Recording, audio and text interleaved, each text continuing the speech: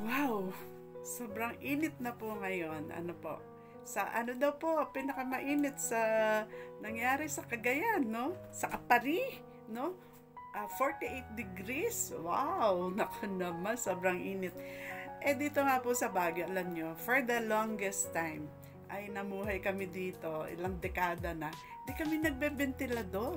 Ano po ba? Ngayon po sa init ay Baguio, nagbebentilador na rin po kami. Ayan, so anyway, salamat naman at nakabili kami ng ventilador. Pero alam niyo yung init na to, nararanasan natin. Sinabi na ng Lord yan nung mga ilang buwan na may parating na sobrang init. Ayan po. Ngayon po, isa itong magandang paalala sa atin na ito pong init na ito ay dapat na nagiging ano sa atin, a reminder doon sa sinasabi ng Diyos dito po sa 2 Peter 3 verses 10 hanggang sa sumusunod. Ito po ay sinasabi rito, ngunit ang araw ng Panginoon ay darating tulad ng isang magnanakaw. Ano po? Sa araw na yun, ang kalangitan ay biglang mawawala. Sabi rito, kasabay ng isang malakas na ugong. No?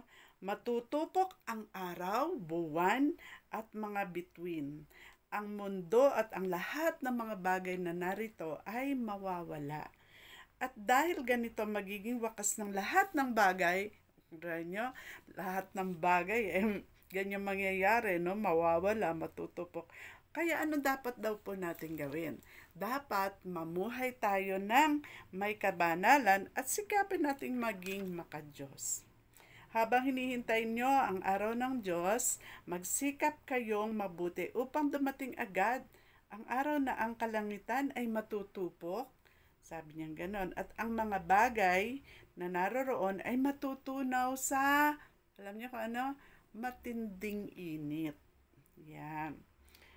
So, talaga pong, kumbaga, ang mundo ay papunta doon, no? Painit ng painit. Alam niyo, nung bata ako, hindi ko naman nararanasan yung ganyang kainit. Naglalakad kami sa ilalim ng araw, no? Tanghali ang tapat. No? Naglalakad, walang payong. Pero hindi kami ganong naiinitan. Kala pagdating ko sa eskwela, sasabihin ng kaklase ko si Barsing, naku si Gloria, parang makopa. sa pula, namumula po pagka naiinitan ng lola. Nung bata ako lalo na. Pero ngayon po, yun, talagang sobrang init na po. Noong araw, kapag po 33, sobrang init na kami noon. Pero ngayon, 48 sa Cagayan, Apari, ano po. Dito po ngayon, 23 lang, Baguio Kaya nga pala, no, pagka gusto nyo pumunta rito sa Baguio, pwede kayong, maging guest ko, no, transient, no. Tawag dito, meron ako isang room dito, pwede kayong magstay dito. At meron akong parking para sa motor nga lang. Pero mga backpackers, ganyan. 3 to 4 guests, pwede po dito sa ating kwarto, no. Yan. Para naman lumamig-lamig ang pakiramdam nyo. Dito kayo kay Lola Madam. Ayan po, pero ito maganda. After ng matinding init na yan, alam nyo, meron pong sinasabi dito ang Diyos. No? Sabi niya sa verse 11, subalit, ayon sa pangako ng Diyos, naghihintay tayo ng bagong langit. Wow! Bagong langit at ng bagong lupa na paghaharian ng katuwiran. Wow, yun nga po. Kasi naman itong mundong to, siguro hindi na makatiis ang Lord, no? Mga puro kasalanan nangyayari. Hindi ba? Ayun. Pero salamat sa Diyos dahil sa kanyang biyaya, no? Dahil sa kanyang biyaya, tayo po na makasalanan talagang tinubos ng ating Panginoong Jesus doon sa Kalbaryo. He died at the cross, di ba? Kasi nga po, sabi nga po na doon sa sa Hebrews 9:22, without the shedding of blood, there is no forgiveness of sin. So tayo po, magkakaroon po tayo ng kaligtasan dahil sa ating Panginoong Jesus. Di masasama tayo doon sa sa bagong langit at bagong lupa. Gusto niyo po ba yon? Yan. Ang tanging daan lamang po dyan, sabi ni Jesus, ako ang daan, ang katotohanan at ang buhay. Walang makapupunta sa Ama kundi sa pamamagitan ko. Ano po? So, kung gusto natin talaga na kasama tayo doon, no? Hindi lamang doon sa bagong langit, hindi natin alam kung kailan. Pero ngayon, malay ba natin kung bukas ay buhay pa tayo, 'di ba? Kailangan sigurado tayo na si Jesus ay pinapasok natin sa ating puso bilang Lord and Savior.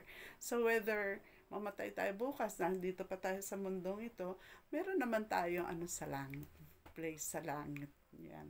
Kasi ang buhay na walang hanggan ay na kay Kristo. Sabi ng Panginoon, at ito ang patotoo, na tayo binigyan ng Diyos ng buhay na walang hanggan. Sabi niya gano'n. At ang buhay na ito nasa kanyang anak.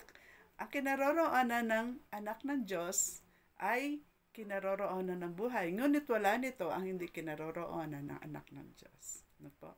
Yun po sa 1 John 5:11 and 12. And this is the testimony that God has given us eternal life. And this life is in His Son. Whoever has the Son has life. Whoever does not have the Son of God does not have life. So gusto niyo po ba ng buhay na walang hanggan? Na kay Kristo lang yan. Wala na pong iba. Pero sa ngayon, kung si Kristo naman nasa atin, talaga hong mamuhay tayo na may kabanalan. Magpaging makadiyos. Amen? So, yan po. Ito po ang inyong Lola Madam. Na kung di ko pa kayo subscriber, mag-subscribe na kayo sa YouTube. Ako po si Lola Madam Villanueva. At kung dito naman sa TikTok, ako po si Gloria Cagastian Villanueva. Ayan po. Mag-follow na kayo. Ayan. Okay pa? So, yun po, at bago po tayo umalis, ito po yung sinasabi natin na kapag ang Diyos ang ating gabay, kayo saya ng buhay.